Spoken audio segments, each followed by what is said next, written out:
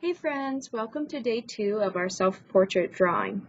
Last week we started our self-portrait, we drew out an oval, we created guidelines to add in our eyes, our nose, our mouth, our ears, we started adding our hair, and then I'm hoping that most of us started adding other details. So if you have your shoulders or your shirt showing, maybe you are adding different details to your shirt, maybe a favorite shirt you always wear. If you have glasses, maybe you're adding that. If you have earrings, if you wear a ribbon or a bow, maybe you have a birthmark or freckles, maybe you have braces, maybe you have a baseball cap. So this is self-portrait's all about you, and you're amazing.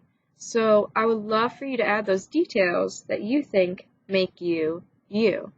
After you add those details, I want us to learn a little bit about line.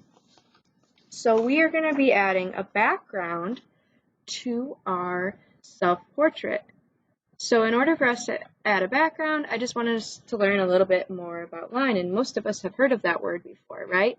So line is an element of art, and elements of art are tools that artists use to create art. They're the building blocks of art. So an element of art is not a pencil, it's not a marker or a paintbrush, it's an idea, it's a concept. So the idea that we're thinking about today is line. So an line is the element of art that refers to a path of a point moving through space. So lines can be expressive in art, they can mean a certain mood or have different effects. So maybe these curved lines, they kind of show movement, but straight lines are a little more serious, right? So we use lines to create an idea, a mood, an image. There's many different types of lines, right? There's straight, horizontal, vertical, curvy, zigzag, bumpy, swirly, broken, loopy, and within those lines, they can create shapes. So if you use a line that goes all the way around, right, you can make a circle, you can make a triangle out of line, you can make rectangles. See, these are triangles, right? You can make different shapes using lines.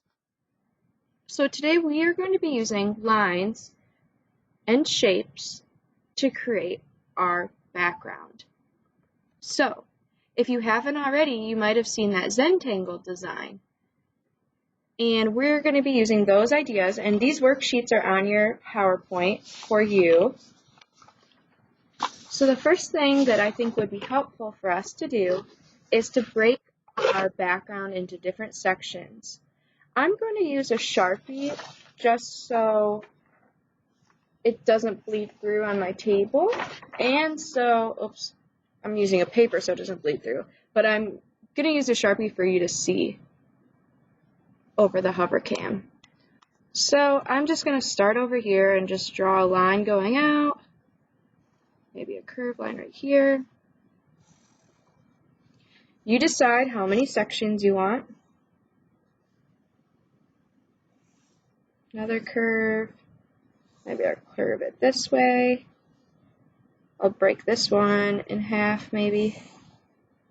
So that will be 2 sections.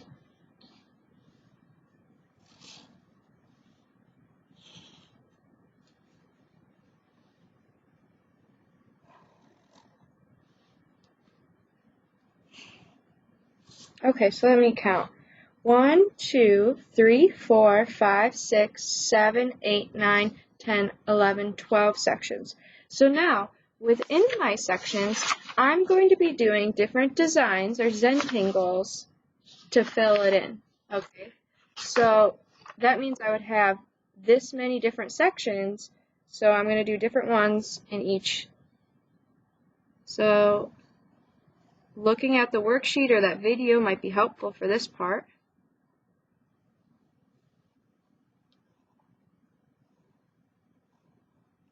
This is really relaxing because it's repetitive and you're designing something really cool.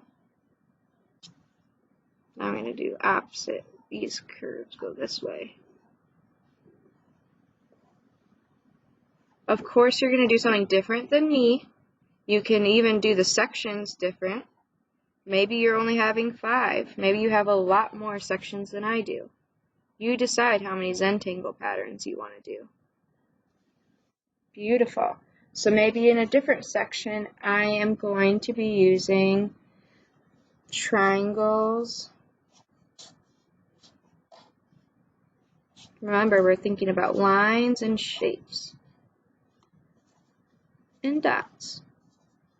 And that could be a pattern, and I'm even going off the page.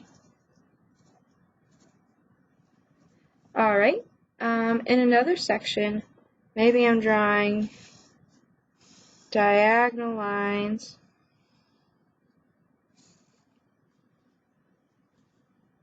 I stop at my face, right? I'm not drawing on my face. And then now I'm drawing diagonal lines this way.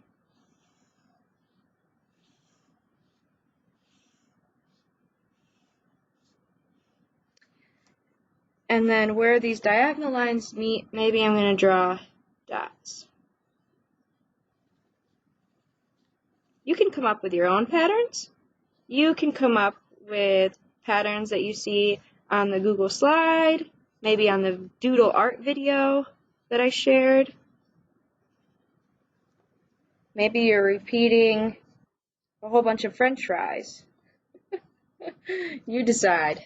But I really like the idea of lines, shapes to create our art. Maybe in this one, I'm just going to be doing some spirals.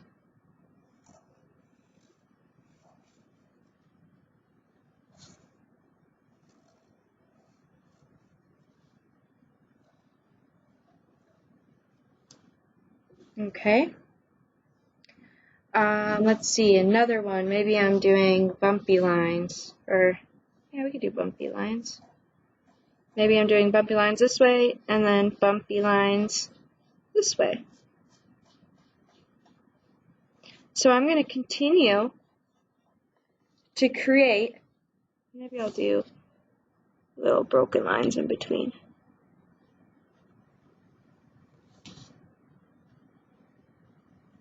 See, I just made up that design and that looks kind of fun. So I'm going to continue making these Zentangles for my background. You can do maybe you're doing a Zentangle even for your shirt. Maybe you're doing a Zentangle on your glasses or on your hair. It's up to you. Have some fun, and I'm looking forward to seeing your backgrounds. So finish the rest of your Zentangles with different lines, different shapes for your background. Add any more details that you would like to add to your self-portrait. If you are finding that maybe you didn't do your self-portrait big enough, maybe go back to last week's lesson and redraw your self-portrait. All right, we could always use the practice, and that's what makes us better artists.